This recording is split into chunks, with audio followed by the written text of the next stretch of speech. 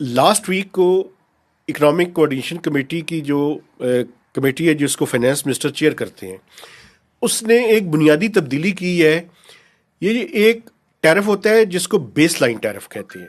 یعنی base line tariff سے کیا مراد ہے؟ بیس لائن ٹیرف سے مراد ہے کہ جتنے بھی ایونیوز ہیں پاور جنریشن کے، اور جو پر یونٹ ایوریج ان کی قیمت ہے، وہ ہر سال نیپرا ڈٹرمن کرتا ہے.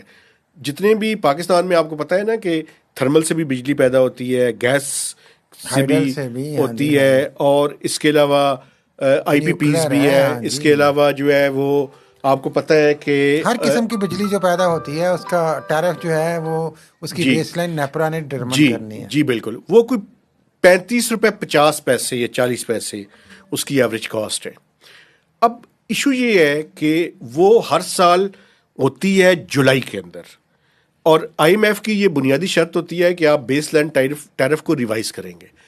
اسی سی نے جو اپروول دی ہے وہ بڑی دلچسپ ہے. وہ یہ ہے کہ اب جولائی کے بجائے آپ جنوری میں اس کو 1 جنوری سے اس کو ڈٹرمن کریں گے اور نوٹیفائی بھی کریں گے.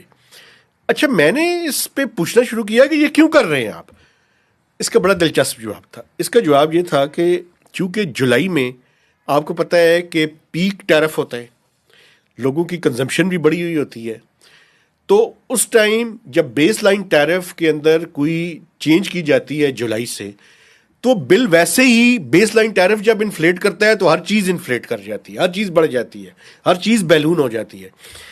تو حکومت کوشش کر رہی ہے کہ ٹیرف میں ہر طرح کی جو ممکنہ ذرائع ہیں ان کو استعمال کرتے ہوئے ٹیرف میں کمی لائی جائے.